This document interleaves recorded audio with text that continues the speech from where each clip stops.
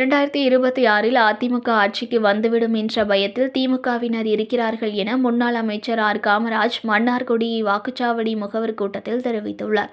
திருவாரூர் மாவட்டம் மன்னார்குடி தனியார் அரங்கில் அதிமுக மன்னார்குடி சட்டமன்ற தொகுதி வாக்குச்சாவடி முகவர் கூட்டம் நடைபெற்றது.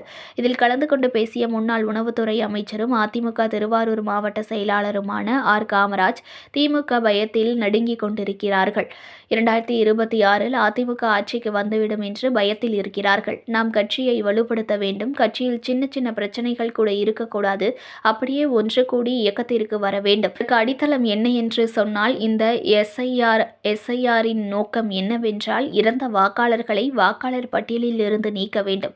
இடமாற்றம் செய்தவர்கள் பழைய பகுதியில் வாக்காளர் பட்டியலில் இருக்கக்கூடாது.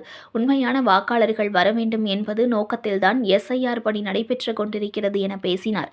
இந்த கூட்டத்தில் கழக அமைப்பு செயலாளர் சிவா ராஜமாணிக்கம், மன்னார்குடி நகர செயலாளர் ஆர்.ஜி. குமார், மாவட்ட அம்மா பேரவை செயலாளர் பொன் வாசுகிராம், மன்னார்குடி மேற்கு ஒன்றிய செயலாளர் தமிழ்ச்செல்வம், கோட்டூர் தெற்கு ஒன்றிய செயலாளர் ஜீவானந்தம், கோட்டூர் வடக்கு ஒன்றிய செயலாளர் ராஜா சேட் உள்ளிட்ட கழக நிர்வாகிகள் பலரும் கலந்து கொண்டனர்.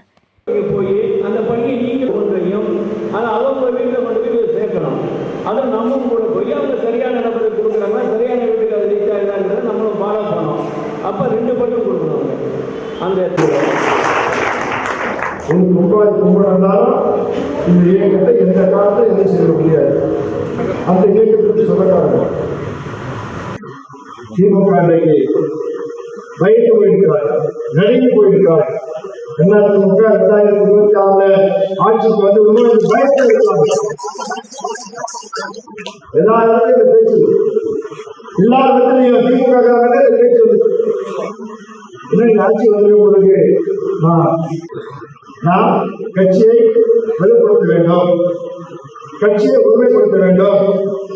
கட்சிக்குள்ளே நமக்குள்ளே இந்த விதமான சின்ன சின்ன பிரச்சனை இருக்கக்கூடாது. அப்படியே ஒன்றுபோல இயக்க பணிகளை தொடர வேண்டும். அதற்கு எல்லாம் முத்தாய்ப்பாக தேச என்னன்னு சொன்னால், அதுக்கு அடித்தளம் இல்லை என்று சொன்னால் இந்த எஸ்ஐஆர் நோக்கம் என்ன? இறந்த வாக்காளர்களை வாக்காளர் பட்டியலில் எடுக்கணும், விடுவிக்கணும். வாக்காளர் பட்டியல் இடம் வரக்கூடாது,